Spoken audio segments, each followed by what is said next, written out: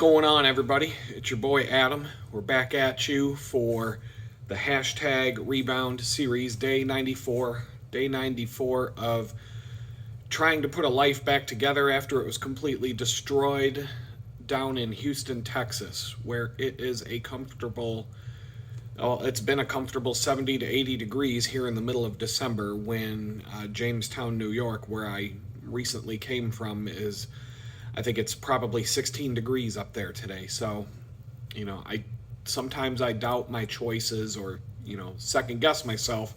But on a day like today, it seems like I made the right choice.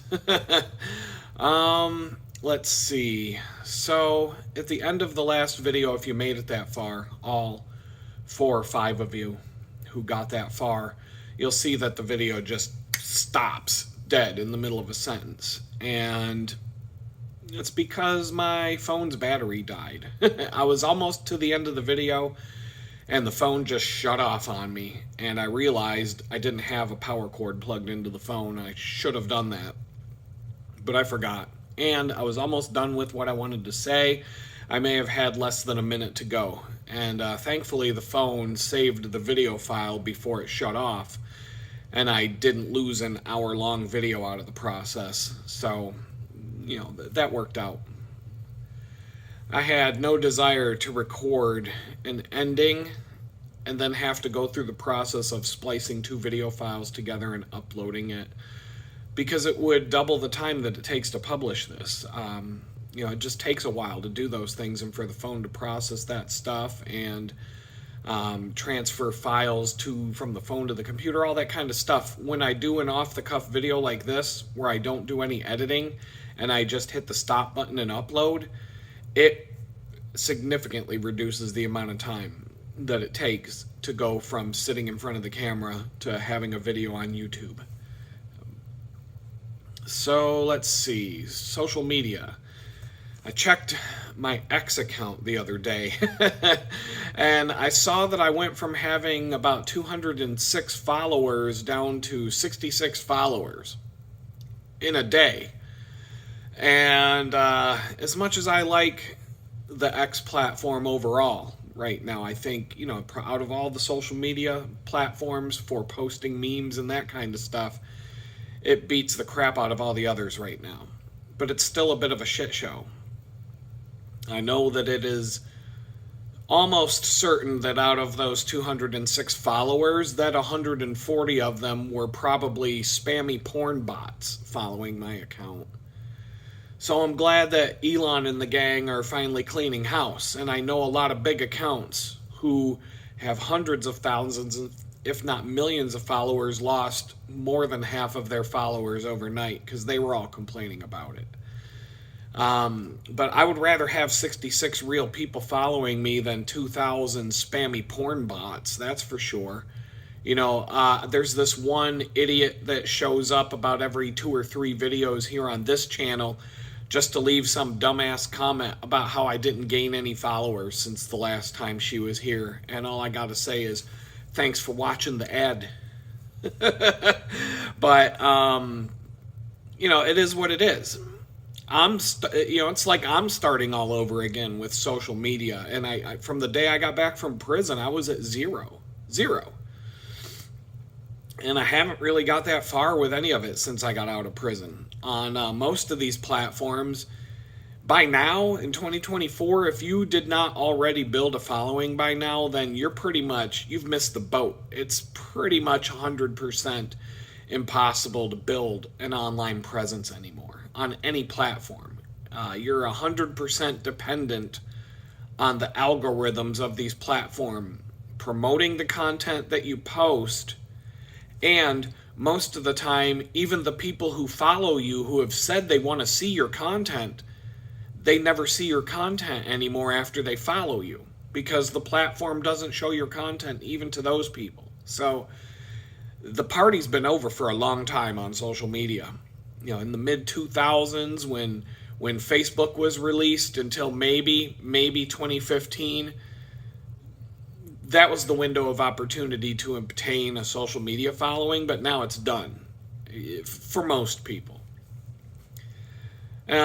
Speaking of that, gaining a social media following rapidly, a big reason that it takes a guy so long is because we don't have tits and ass to peddle online. So, for example, we have this Hawk Tua girl who's now the most famous girl on the internet with millions of followers.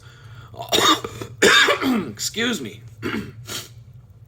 We have this Hawk Tua girl who's now the most famous girl on the internet with millions of followers, all because this dumb redneck talked about giving sloppy blowjobs in a YouTube video, and she got millions of views overnight, and now she's the most famous girl on the internet. Great. And now, seems that she's even more famous because supposedly she came up with her own version of a Bitcoin called the Hawk Tua coin, and it tanked. Duh. And now everyone is throwing her under the bus for it. And now every time I get on social media, I have to scroll past the 20 freaking posts talking about how the Hawk Tua girl ripped all these people off and now she's hiding from everybody. And I'm like, did the Hawk Tua girl really rip all those people off? Really? It was her? First of all, are you telling me that this dumb hillbilly somehow knew how to make a fucking Bitcoin in the first place and then sell it to the public? Really? She made herself a Bitcoin? And secondly, why isn't anybody talking about the fact that anyone who thought it would be a good idea to invest their hard-earned money into a Hawk Tua coin, they got what you'd expect. I mean, dude, all I'm saying is back in the day when I was getting emails from the king of Nigeria telling me that his bank accounts were all frozen, and if I could loan him $1,000 from my bank account, he would kindly repay me $10,000 for the inconvenience. All I'm saying is that seemed more legit to me than a fucking Hawk Tua coin. Okay? So I'm sorry to all you retards who bought the Hawk Tua coin, but you got what you paid for. I mean, come on. Unless I can come up with some catchy 30-second viral video like the Hawk Tua girl, my social media standing is just, it's going to be limited. And I'm not trying that hard. But just getting one new follower right now on any platform seems to take about a month's work. And I don't have 6,000 months to gather enough followers to start making any income from it, because 6,000 months is about 500 years. So, but, thanks to you guys, thanks to whoever clicked in the links below this video, I did make 50 cents as an Amazon affiliate with my Amazon affiliate links, and I have no idea where the click came from that got me paid, but thank you. If you're the one who made that happen, at least you proved to me that their system does work and that my affiliate links are actually working. Unless it was a commission that I made from a purchase that I made after clicking one of my own links to test it out, and then they go and revoke the payment when they figure out it was me. I don't know. But speaking of that, I'm just going to blast through a few plugs. The photography store is located at shop.litgood.com. When I get a little bit more back on my feet, I'm going to put a lot more time into that. Right now, you can get, I have a permanent deal, semi-permanent deal at the URL bigdeal.litgood.com. And it's kind of a big deal. If you go there, you can get a good price on a set of 4 of my favorite sunrise and sunset photos for your wall. And I'm offering those in 2 sizes. And it's a good deal. Check it out. My photography is located at litgood.com. And as I said, I'm going to talk about it more in this video, but I have other priorities that are superseding the photography business right now. And for good reason. If you want to get on the email list, I promise you're not going to get any spam. I've probably sent out 2 emails to the subscribers so far this year. It's at free.litgood.com, and you will get an email back right away, automatically generated, of course, with a link to download some free wallpaper images for your phones, your desktop computers, laptops, and your tablets and other electronic devices, your TVs, your smart TVs, whatever you want to use it for. Don't matter to me. And then there's the YouTube shop. If you're on the mobile platform, you can see all the same photography here on the YouTube shop that you see on Etsy. And I still have the digital chicken bucket located at donate.litgood.com. If you want to help a brother out, I definitely need to get a place to live, and I need to get myself a car. And so you want to help a brother out with that, more than happy to be thankful for that. But, I'm definitely not homeless anymore. There's people in North Carolina who are hurting a lot more than I am. So, do whatever you think is right, but there's a lot of grifters here on YouTube who make their income from, to keep producing content on a regular basis and to get deeper into producing their content. They all, even the ones that are making millions of dollars, have a donate page. So got to keep that up there if I'm going to do this as part of my, thing. I'm on the Rumble, TikTok, Instagram, Facebook, Pinterest. I'm on LinkedIn, which is a cesspool of virtue signaling and corporate bullshit. I hate that platform so much. I'm not even going to go down that road because I'll talk about it for an hour, but I'm there. And I'm always posting the freshest memes to X, along with a healthy selection of sharing the leftist meltdowns from the election and just whatever comes across my desk. It's all there. It's all in the links in the description below this video. Check it out. Let's see here. And I'm working on, I'll talk about it in a little bit, building the new business, Hard Rock Brand. Part of that is once I find myself a permanent address here in Houston, the next thing I'll be doing is going down to the county clerk's office or wherever I've looked this up, I can't remember, but I'm going to register the business name. So that'll be the first step of making this a legitimate business where I can actually use that business name to do business as that business name and go open a bank account in that business name. And I can, you can send a check to Hard Rock Brand and I can cash it. So I'll probably set it up as a sole proprietorship because that's the quickest way to go. And if things start to work out and move in the right direction, I'll just turn it into an LLC because there's a little bit more work and fees involved with starting an LLC, even though the LLC is the first step in being a corporate raider or, a greedy corporate bastard who can, ruin the environment and rape the public. And then the company is a separate entity from the person, and the company accepts all responsibility for all the harm that they do in the world. And the person who actually owns the company and runs the company is not liable for any of it. So that will be down the road, but as a sole proprietor, you're basically just attaching your name and your liability to your business. So anything that my business happens to do to ruin the environment and the world, I will be held personally responsible for until I get that LLC in place. So once again, Amazon affiliate links are in the show description below.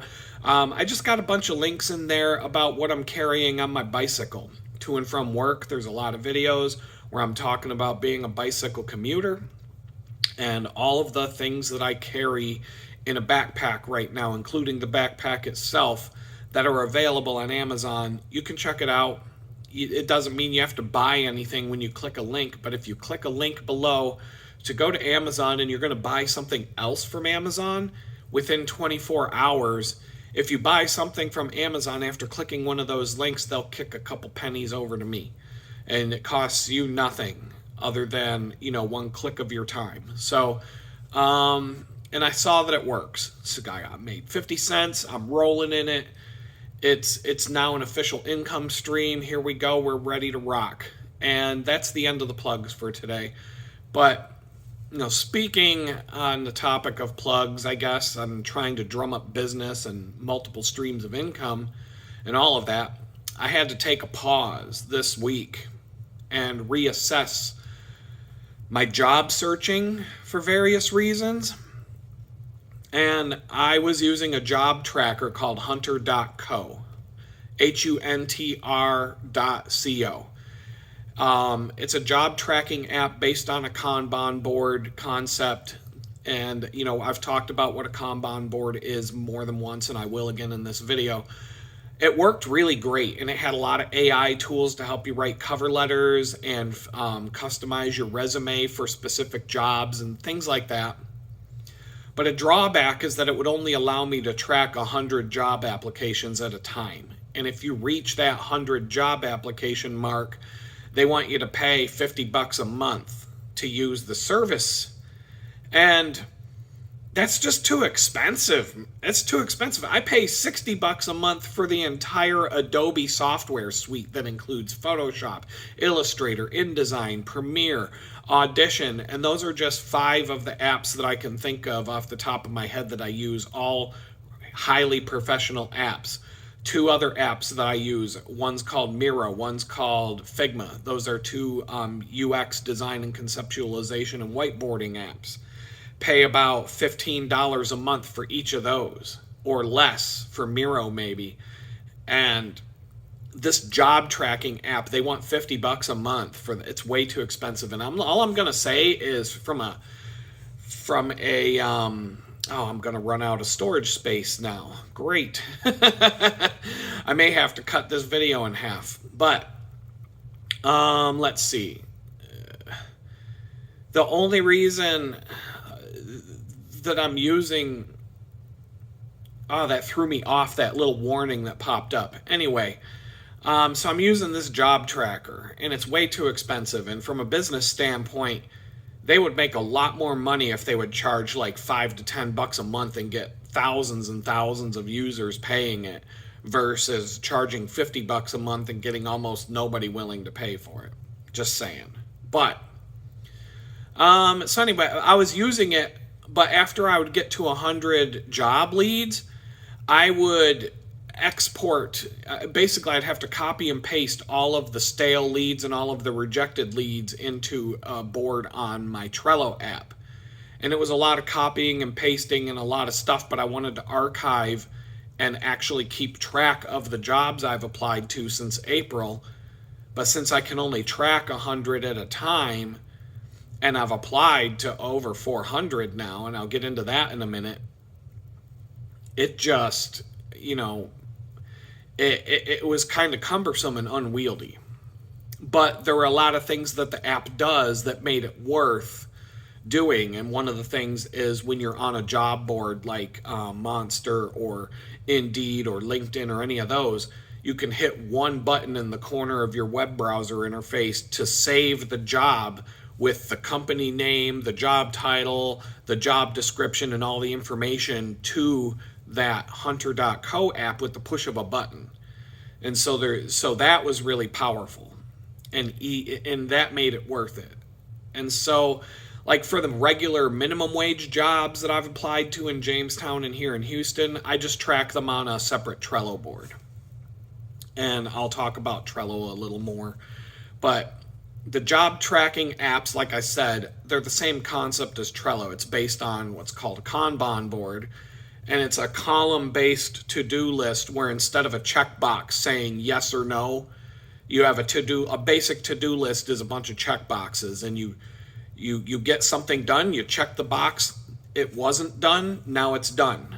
Well, if you have items that are a little more complicated than that, a Kanban board is basically a bunch of columns where for each item on your list, you might have a Post-it note, or in this case, a digital card, and a series of columns for the state that task is in. So a basic example for a to-do list would be a column for need to do it, haven't started it, need to do it. The next one will be I started it, it's in progress. The next one might be it's blocked. Something's getting in the way I'm powerless to fix. I'm waiting on an approval. Something's broken. There could be 20 other reasons why something got blocked, but you put it in a separate column so that you know here are the ones that are stuck, and I can't do anything about it. Somebody else has to get it unstuck. And then there's a column for done, finished. And that's at the most basic level. And you can branch out and get more complex from there and customize it to suit your needs. Maybe you have a 3-person approval process at a company and it has to get approved by the advertising department. Then it's got to get approved by the marketing, the chief marketing officer, and then it's got to get approved by the CEO. And there's a column for each one of those things. And so maybe your CEO is really busy and all of a sudden you got 30 things stacked up in that column, and you can go to your CEO and say, hey, you're holding up the train.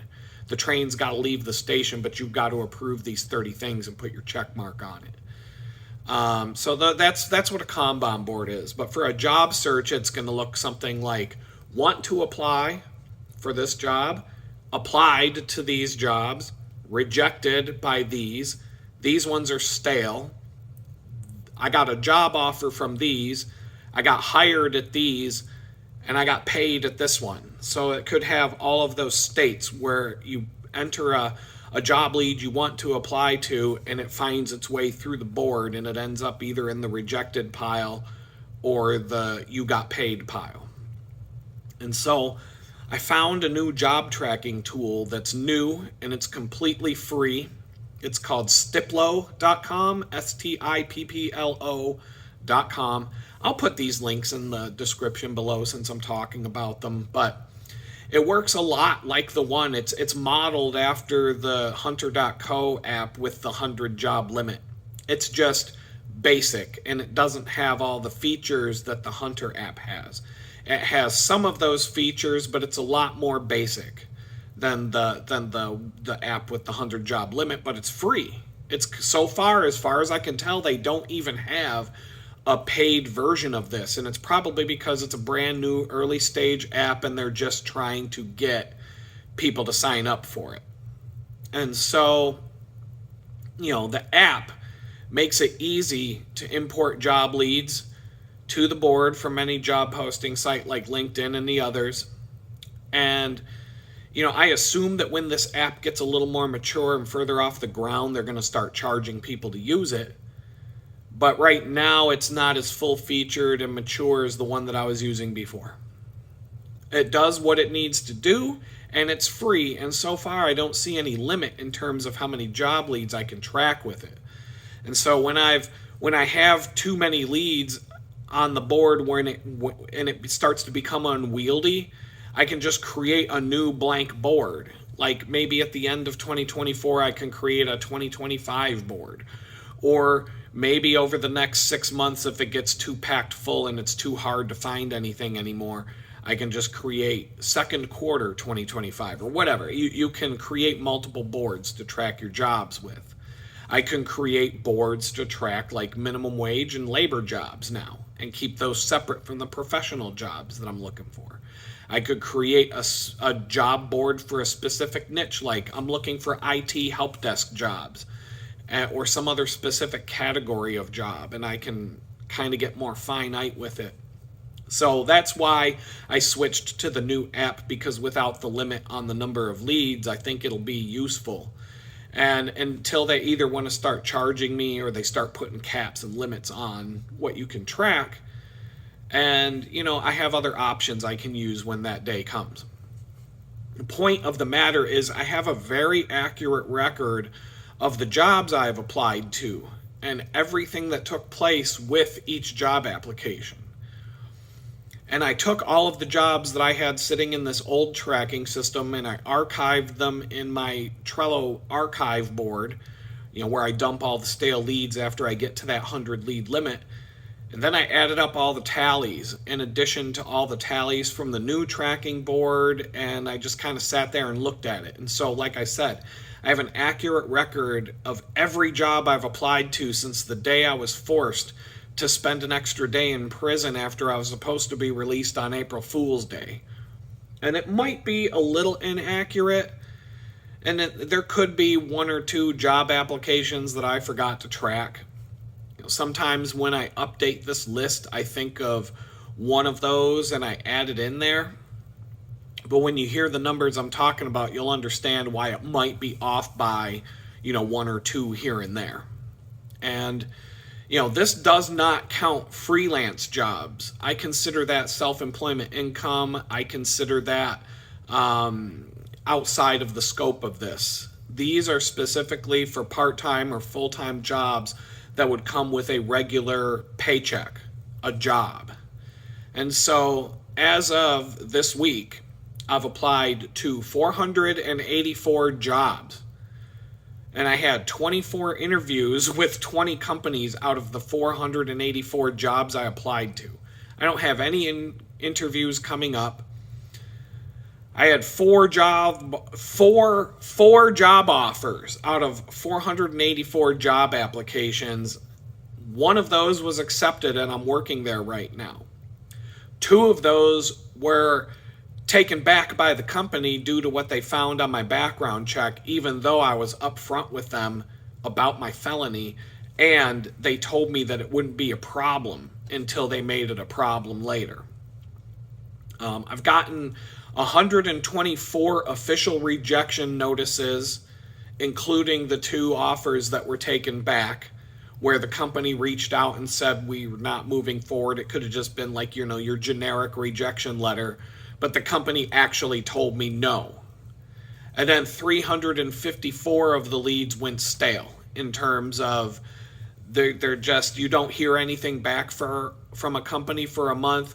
You reach out to a recruiter 3 times and they don't get back to you and you got ghosted. That all goes into the stale leads pile.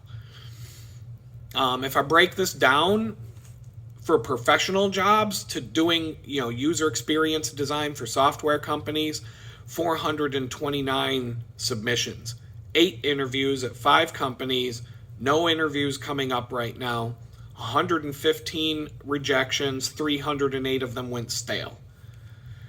Here in Houston, just looking for a job to get on my feet, a minimum wage crap labor job, this is kind of interesting. I submitted 23 applications and I got 4 interviews at 4 companies and 2 job offers with 2 companies, one of which I accepted. And I'm still working at. 3 of those were outright rejections and 20 of them went stale. Some of the ones that went stale told me they wanted to set up an interview, but every time I tried to set up an interview, I couldn't get a hold of the person who I was supposed to set it up with, and it just kind of went back and forth and died. Out of the 2 job offers, the second job offer came over a voicemail, and every time I tried to call the guy back, I couldn't get through to him. And since I was already working at a job, I didn't really go to, I didn't go above and beyond trying to get back to the guy to accept his offer or hear what the offer was in terms of money, because I generally knew what they were going to pay and it wasn't going to be much better than where I was already working. So I figured, I'm good. Up in Jamestown for part-time jobs, crap jobs, whatever, I put in 32 submissions. And part of the reason why I put in so little there is because probation kept telling me I had to pack my bags and move to Pittsburgh. And so I focused my energy on things that would help me when I get to Pittsburgh. If I had lived in Jamestown for 5 months without being told after the couple of weeks of being homeless that I had to pack my bags and move, I would have put a lot more submissions in. A lot more. Hundreds. So... but I had 12 interviews out of those at 11 different companies. Like I said, 2 of the job offers got taken back, and I got 6 official rejections, and 26 of them went stale. So I'm not just sitting around doing nothing every day. In fact, just the other day, this week, I got a call from somebody at Halliburton here in Houston for a software design job. And the only reason I'm talking about it and naming the company is because I know without a shadow of a doubt that a company like that is never going to hire me in a million years, especially having a criminal record. And so the only reason I'm even keeping in touch with them right now is because when and if the day comes that they call me to tell me that I can't be hired because I have a criminal record, I'm just going to be able to ask them, well, You guys hired Dick Cheney to be your CEO, so why can't you hire me? But I doubt I'm ever going to hear back from the company, and it's a more specific reason, and that reason has nothing to do with me or my record or anything to do with my experience, or it's a topic for another video, and I'm just going to leave it at that. But since I'm now speaking about our corrupt government, we can get to my driver's license situation. And all I'm going to say is, you know, if you're an illegal immigrant, it's a lot easier to get a driver's license right now than if you're a citizen. You know, if I went to the DMV disguised with a dirty Sanchez mustache, wearing a sombrero on my head, and I go up to the clerk and I say, yo quiero una driver license, they would be taking my photo within 5 minutes and handing me the card. But for a citizen, forget about it. I found a few more avenues. I talked about in the last video about how when I requested my birth certificate from New York State, they told me it was going to take 7 or 8 months to get it back to me. And I was pissed. I was livid at that point. So, but I don't give up. I beat around the bush. I had 3 or 4 new avenues to take. And 2 of those avenues I've pursued, and one of those avenues led to the county website where I was born. They had their own separate form for ordering a birth certificate. Wasn't terribly easy to find it, but when I found it, it was very quick to fill out this form. I gave them just the basic information and my new address, and yesterday I got a tracking number in an email. Supposedly FedEx will be delivering my birth certificate from New York State tomorrow. So I'm fingers crossed, because I don't know. Anything could go wrong even after I get the thing in my hand. But if it's a legitimate birth certificate with the stamp and the foil seal and whatever the stupid thing is supposed to have to be legitimate, I could be holding it in my hands tomorrow afternoon, and then I'll just have to, however many weeks I got to wait for an appointment at the DMV. It's better than 7 or 8 months. I'm just going to leave it there. So fingers crossed, once again. Hopefully this goes smooth.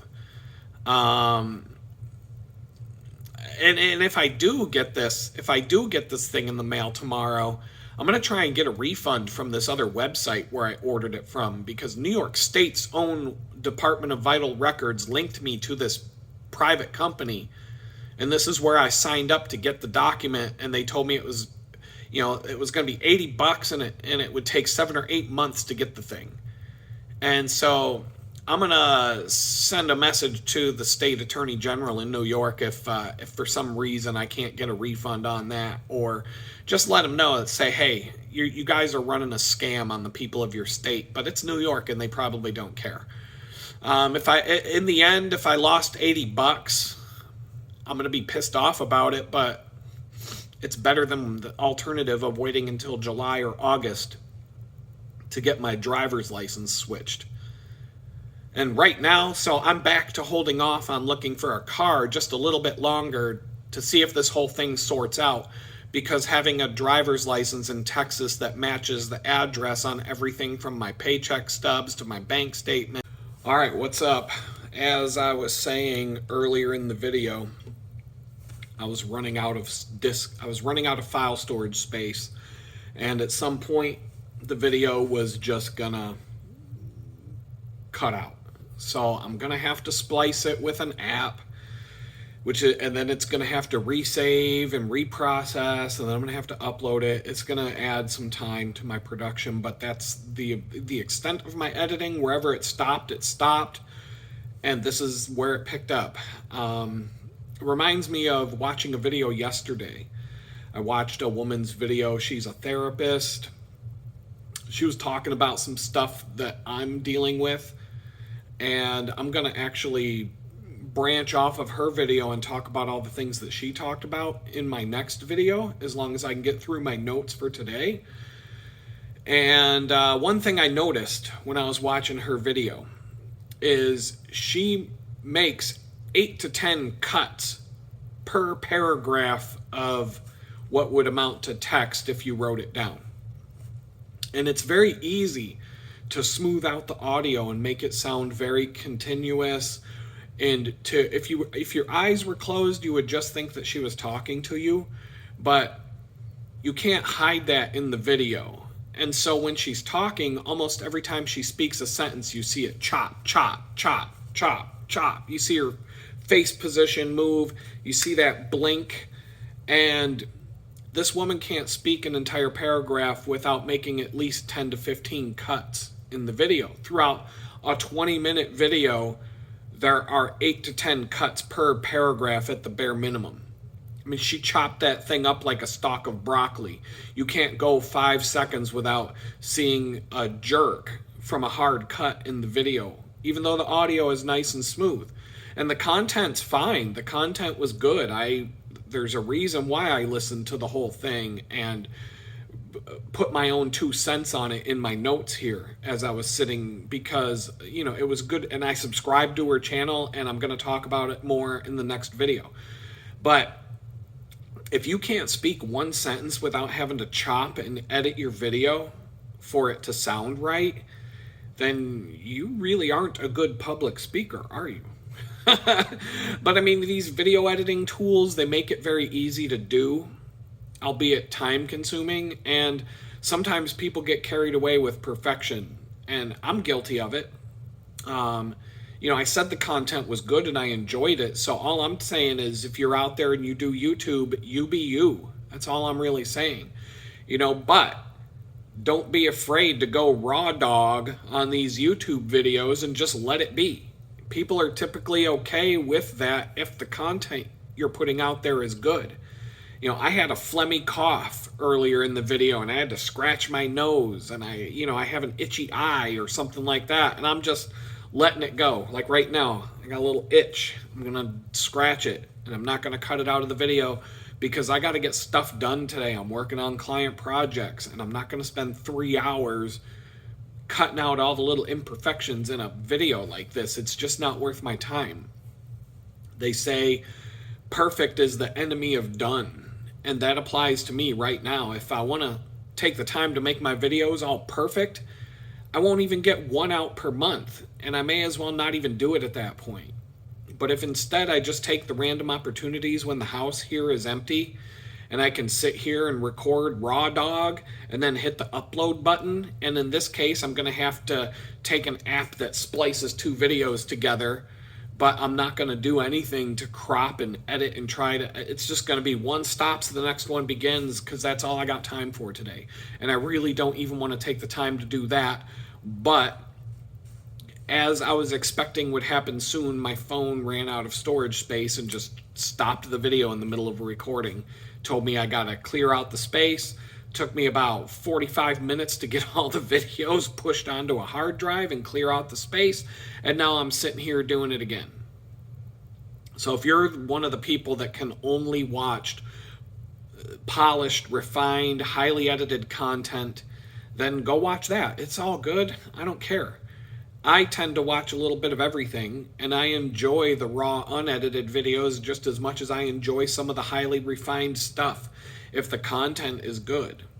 So whatever you're capable of and you have the time to do, just do it. It's all good. The point I'm making is just do something. It's better than doing nothing. And with that, the same goes for what I was talking about with my birth certificate. New York State said it would take 7 to 8 months to send that to me. You know, so I can get a driver's license as an American citizen in 7 to 8 months, but an illegal immigrant can walk right into the DMV without speaking English and walk out with a card in their hand? Well, no way, Jose. I found another way, or so I hope. Now, I went to the county website where I was born, and that was one of 3 alternate options that I was looking into. The other 2, one of them is in motion. The other one I haven't started yet. But on this website, it looked promising. Their website said that if I could go into the office in person, I could walk out 10 minutes later with a birth certificate.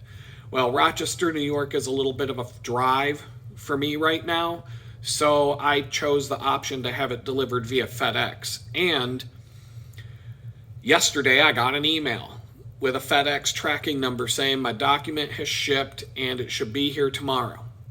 So if the document shows up and everything is good, I'm going to go and report the website that the New York State Department of Vital Records linked me to on their website as the third-party company that handles this stuff. And I'm just going to send some stuff to the Attorney General saying that this company ripped me off and charged me $80 to get a document that was going to take 7 or 8 months when I could go and do it right at the county website for the same price, but get it in 2 days, if it all works out smooth. And, you know, either way, like I was saying before I got cut off, if I lost $80 in the end, I'm just going to be pissed off about it, but it's not the end of the world considering the alternative of waiting until July or August to get my driver's license switched. And right now I'm holding off on looking for a car just a little bit longer to see if it works out, because having a driver's license in Texas that matches the address on my bills, my bank statements, my paycheck stubs, and all my other documentation will smooth out any hassles that I might encounter when buying a vehicle here, especially when my credit score is lower than, you know, what the Dallas Cowboys can expect to get in a Sunday afternoon football game. So, you know, it's gonna make looking for an apartment a little easier, and it's just gonna smooth out everything else. And even though not having a Texas driver's license didn't have any effect on getting a job when I got here, I have ran into a couple issues where I show my New York driver's license and they give me a hassle because it's out of state. I'm just going to leave it there because the government nonsense never ends. And I'll give you another example. My friend here, he just told me the other day that he had to fax some information to the government for some insurance or tax nonsense. And I'm like, wait a minute, hold up. Did you say you have to fax something? Like, are you fucking kidding me? Who the fuck uses a fax machine anymore? But to be honest, just about every company I've worked for with an actual office still has a fucking fax machine sitting there for some reason. I don't really get it, but people are still using these things. But then again, we've had automobiles now for almost 140 years, but you still see a horse and buggy from time to time. I mean, I used to see plenty of them when I lived out in Amish country before I was arrested. Every day I'd be sitting in my sunroom or my office and I'd hear coming down the road, accompanied by the sound of a squeaky wheel, steel wheels grinding on the pavement. I mean, these Amish buggies, they destroy the roads that they travel on frequently. They gouge out trenches right in the middle of the roads to the point where even a beefed up Jeep Wrangler is going to get beat up driving down these roads. And forget driving the Mini Cooper around Amish country. That's a recipe for disaster and flat tires. But anyway, the government, they're still using fax machines. I mean, they may as well employ Pony Express riders to show up at my house on horseback and put my document in a leather satchel and take 4 days to take it to another state. I mean, here in Texas, they have horseback security guards at the plaza where the bakery I work at is located. And everyone thinks it's hysterical, and it's totally Texas. In the Northeast, the parking lot security guards, they ride around on Segways. So, anyway, I told him about a web-based fax service that I used to use back in the day. It was called eFax. It was $12 a month. I had my own fax number, and the faxes that I received would just go straight into my email box as a PDF file. And once every 6 months or so, I'd need to send... Got to cut this one off.